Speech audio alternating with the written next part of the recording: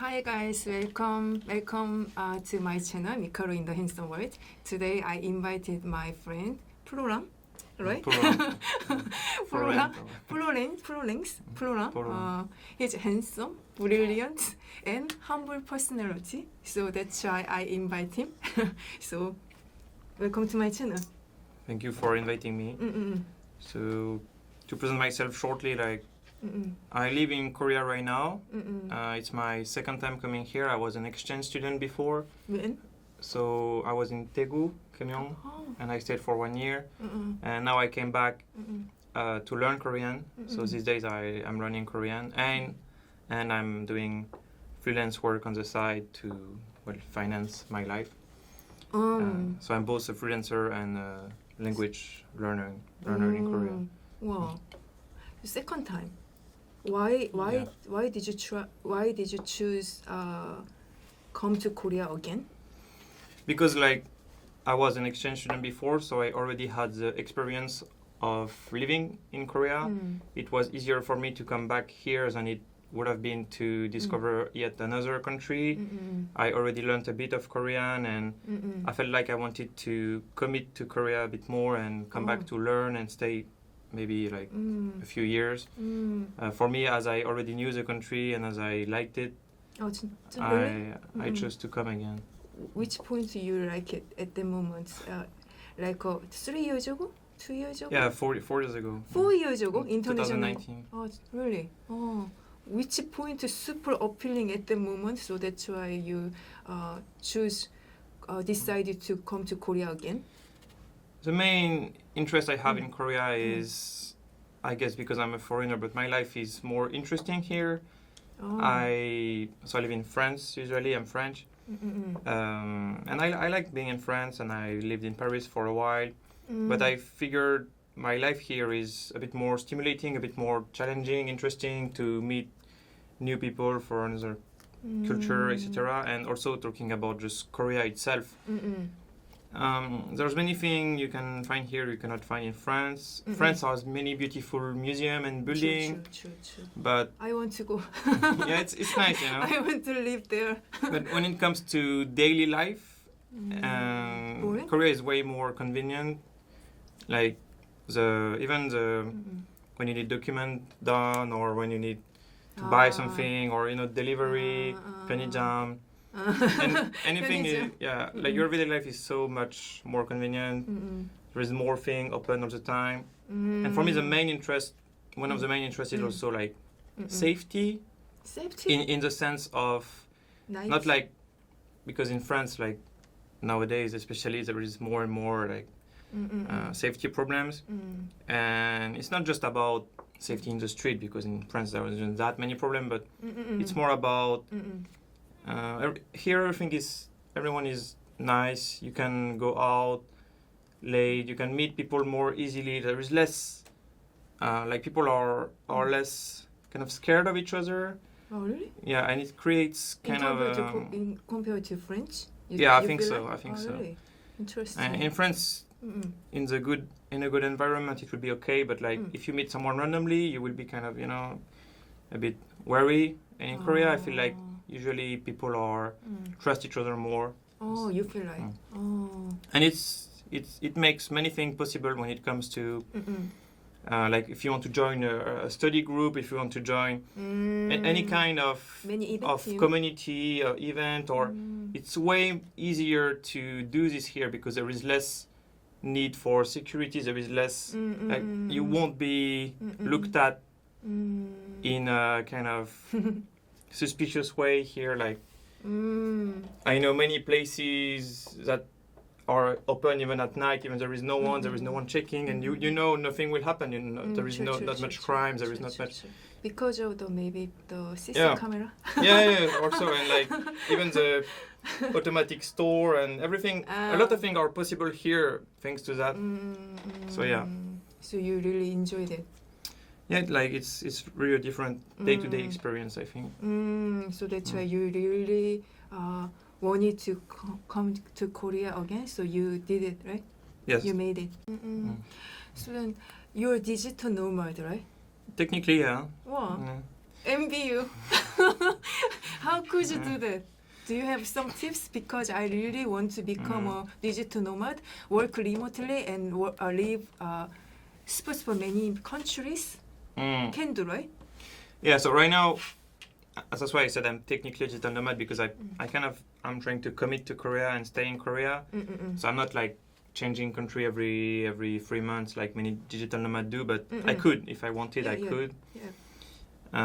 And so how I became digital nomad? Well, in my case, my field is programming developer, so it's something even if you're already a programmer, it's not that easy to become a digital nomad because you have to kind of convert to freelancing. You have to find a company that will kind of allow you to do it remote and stuff. But basically, all you have to do is like either find, if you're working right now, you can find like in addition of your current job as a kind of side job, start freelancing already, like start some remote job for some company, but it's going to be a bit hard. Or just as I did, like kind of save enough money, quit your job, and go from there. It took me a while to get my first mission, but after you get the first one, it's easier to find more and more. Really? So you just need to be ready financially to wait and to do something else, which for me was learning Korean. And eventually you will find it, and even if it doesn't work, if you said like, oh, I will try for like 6 months, 1 year, if it doesn't work, you can just go back to a regular job. But I think it's not that hard to find if you're a developer. But so then become a digital nomad, to become a digital nomad, a technological skill, the computer skill is necessary to... Digital nomad are, like so in my case it's programming, but if anyone want to become a digital nomad, what they have to do is indeed develop some sort of digital skill. Digital skill is necessary. Yeah, I mean it's in the name, like, but it could digital be nomad? It could be like marketing, or digital marketing. Yeah, it could be even, I know some people who are working for some like import-export company, and they suddenly like their company allows them to do it online, and so they kind of travel, and all they do is manage Excel sheets, like it's what you could do in an office. What you need to do is find a company that doesn't require you to be like in their office, and then really like any computer job could work. So what you need to do is either, in many cases, like people become digital nomad kind of by chance. Their company just allows them to do it, and so they can do the same job but online. But then you have to think about stability and stuff, because like this company works, but can you find another one and stuff? Or just try to develop a skill that you will have. You will be able to have different clients. So like not just one company, but like let's say you will learn video editing, you will learn modeling, or you will learn programming or something like that, design, and then you can build a portfolio, and it takes time. Why always takes time? I'm not patient person. You have to be patient in life. I mean, it's if you are committed enough, it can take just 1 or 2 years, but you shouldn't try to do it right now. You should try to take a year building what you need for the next, and it can work. It is necessary to get the certification to become a digital nomad, or not really. I mean, it helps obviously. Like when I started, especially as I said, I didn't have a mission at first, and the fact I had all a master degree and I had some work experience made it way easier. But if you want to kind of skip that, skip also possible. Yeah, but you need to have a portfolio. Like you need to have done project. You need to have something to show that will be maybe better than what a master degree would do, because like people will have to trust you just for for your skills. So your skills need to be good, and you need to be able to show it. Yeah. But I think as a Korean find a job, we just check the job's description and read, and if something missed my qualification, like I don't have more PhD or something, I didn't try to apply. But I feel like my foreign friends don't just ignore, right? Just apply, right? Because I used to be a bit like that too. Like I was thinking, when I didn't have work experience, I used to think like, oh yeah, maybe this isn't for me. Or when you become kind of an adult and you realize how the business world work and how companies work, it's rarely that strict. Some companies are like have strict necessities and degrees and stuff, but in most cases they just need someone to do the job. And if you can prove yourself, maybe like they will ask for someone with a master, but if you have the skills they need, they will hire you, especially when it comes to like digital or technological skill. In the end, they just need someone to do the job, and they will pay you if they need, and if you can prove it. Like the requirements don't matter that much. I know in Korea it's a bit different. We just prove through the university brand. Yeah, or, I know in Korea. Academic degree. Yeah, workplace big name, right? They require more document and more. I know, but I guess like. And TOEIC test too, more like for example. But it's different, right? I think it's a bit different. Like for a Korean company, I don't have, like I didn't work yet. Maybe later in life. But you want to do maybe because being a freelancer, as you said earlier, like many people want to be a digital nomad, but it's not. Of course, it has many benefits, but it's not so easy, and it's not like without any downside. And for me, I'm thinking about getting a job anyway, more for a kind of getting a social life. Social life? Yeah, because as a freelancer, you can meet people, and I do. But it's hard to make kind of deeper relationship with people, like to meet people regularly. You can go to some work office and this kind of thing, but I feel like... So you feel lonely? It's a bit, but it's also about developing like kind of a network and people to work with. I feel like at least trying to go to a company it's also part of the culture and part of living here. Yeah. I don't know. Maybe I will change my mind because everyone says it's not good to work for a Korean company, but but you're curious about that. Yeah, I would like to try. The toxic culture. Yeah. Okay. And I feel like even if I don't like it, I guess I can go back to what I'm doing now, and I will have at least some colleagues or something. If you can find someone with who you really resonate well, and it can kind of count as soulmate, Because I really want to meet soulmate like.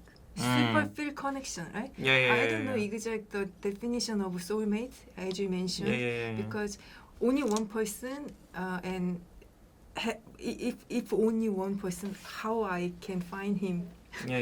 And until when I have to wait, right? But like a super strong feeling and connection. I agree. Yeah. This I think it can exist. That could be soulmate. And finally, it's time to ask my the most important question. You know my channel's name? Yeah. What is Handsome. Word? Handsome and you have to remind me. Mikaroh in the handsome world. That means I live. Mikaroh is me, so I live in handsome world, right? So do you have some philosophy about handsome? What I think handsome is, especially in the context of your channel, is someone you could kind of look up to, like someone who is going to be maybe not just physically attractive, but someone who, especially for man, I guess, because handsome is more of a man term. Someone who has enough confidence and skill and can use it well and think well. It's kind of a combination of being able, like kind of smart enough and maybe looking good enough, and actually use it or have used it to build, to be able to build some confidence and then show it to the world. It's not just capabilities, it's also about what you've done and how you present yourself. It's kind of a combination of all this together, kind of capabilities and execution. Oh. and Oh. then how you show it to others. Wow, really good sum up. Like, I'm not obsessed with my appearance. Like I'm not far from perfect, but I'm just trying to. For example, I picked up a basics skincare routine habits. You know, my skin is not really good right now, as you can see. But you know, I like just. You protect your skin. Wow. I mean, most men don't. You know, like so just cleanser, moisturizer, this kind of thing. Especially in Korea, you can find it. Going to hairdresser regularly, dress a bit better. But commonly European guys don't it, care their skin. Yeah, I mean in Korea, Korea, I'm not sure. I guess Korean men do guys it are more. allowed to do that. Yeah, but usually no one care among men. Really? Even me, Even I just started a few years ago. Oh. Like it's really, nowadays it's getting a bit more popular. But as a man, you don't know. Like no one tell you. No one care. None of your friends do it. your mom don't talk about it. Your dad certainly don't talk about it. Just wash your face. No one do anything. Not even wash. Yeah. Don't wash your face so it's. I mean nowadays I do, but like until I was 21, 22, nothing. Oh really? Nothing. Oh wow. Okay. Yeah. It's a bit different. But most men are like this, I think, even now. So now amongst 2 years you start to care. Yeah, it's not for perfect, but I do the basic stuff. Okay, good thing, good starting. And okay, today we talked about love and culture and professional with Florent, Awesome. handsome, brilliant, and what else? 내생남. It's You enough. know 내생남? You know 내생남? Like some. 내생남 in Korean. 뇌 is brain, 색 is sexy. Brain sexy guy.